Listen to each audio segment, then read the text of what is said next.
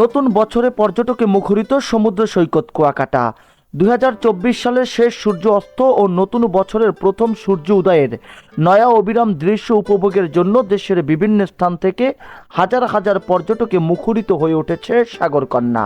ভালোবাসার মানুষের হাতে হাত রেখে বছরের শেষ সূর্যটাকে বিদায় জানিয়ে 2025 সালে নতুন সূর্যটাকে নিজ চোখে দেখতে পেরে এবং ক্যামেরার ফ্রেমে বন্দি করে রাখতে পেরে অনেকটা আনন্দিত পর্যটকরা।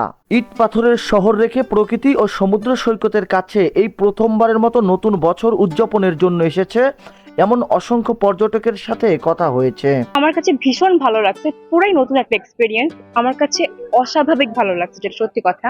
ঢাকায় সবসময় ছাদে করা হয়, নাহলে বাসায় করা হয়, বারান্দায় যে আমাদের দেখা হয়, বাট কুয়াকাটায় আমি যে প্রকৃতিটাকে পুরাভাবে উপভোগ করেছি, এটা আমি কখনোই ঢাকায় আসলে পারতাম না। ইংরেজি নববর্ষ ঘিরে প্রতি বছরের মতো এবছরও হোটেল মোটেল ও কটেজগুলোতে রঙিন সাজে রঙিন ঢঙে সাজানো হয়েছে। আর 31 এবং এটা উদযাপনের জন্য কুয়াকাটার যে ভালো জায়গা আমাদের পটুয়াখালীর কাছাকাছি নেই বলে আমরা সব পরিবারই এ জায়গায় এসেছি, যাতে সবাই সাথে আনন্দ ভোগ করতে পারি। নতুন বছর উপলক্ষে 2025 সালের প্রথম দিনই 40% ডিসকাউন্টের বিশাল অফার ঘোষণা করেছে হোটেল মোটেল অনার্স অ্যাসোসিয়েশনের সভাপতি এম.এ. মোতালেব শরীফ। 31st নাইট উপলক্ষে আমাদের 40% আমরা ডিসকাউন্ট দেওয়ার জন্য সব হোটেলকে বলা দেওয়া হয়েছে এবং প্রত্যেকটা হোটেলের জন্য এই দেয়। এবং যদি কোথাও পর্যটনের সেবায় কোনো নিশ্চিত কোনো ব্যাঘাত ঘটে, তাইলে আমাদের সাথে সাথে পর্যটকদের প্রতি অনুরোধ করা হয়েছে এবং আমরা মনিটরিং টিম এটা করবে যে কোথাও কোনো বিঘ্ন ঘটে কিনা। নতুন বছরের প্রথম মাসেই পর্যটকদের বাড়তি বিনোদন দেওয়ার জন্য শুরু হতে যাচ্ছে মাসব্যাপী পর্যটন মেলা, যা পর্যটকদের নতুন বছরকে আরো আনন্দিত করে তুলবে। পর্যটন সংশ্লিষ্ট সংগঠনগুলো মনে করছেন বিগত দিনের রেকর্ড ভেঙে যাবে 2025 সালে প্রচুর পরিমাণ পর্যটকের আগমনে।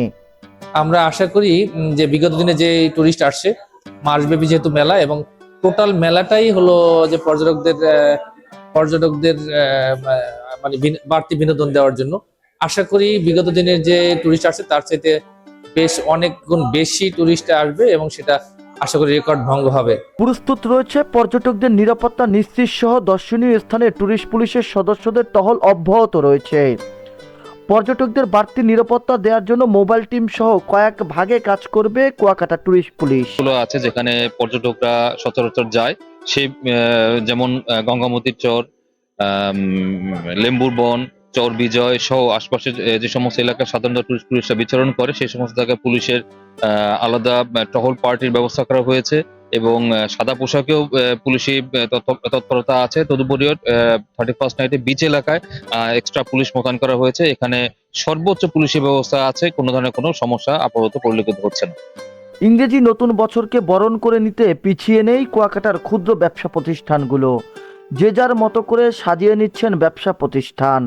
নতুন বছর ভালো কাটুক এমনটাই চাচ্ছেন তারা। নতুন বছরে নতুন করে শুরু হোক কুয়াকাটায় ফেলে রাখা কাজগুলো, কুয়াকাটাকে সাজানো হোক নতুন পরিকল্পনায়, এমনটাই চাচ্ছেন এই সাগর পাড়ের সাধারণ মানুষ। কুয়াকাটা থেকে জাহিদুল ইসলাম জাহিদ, বাংলা ভিশন ডিজিটাল।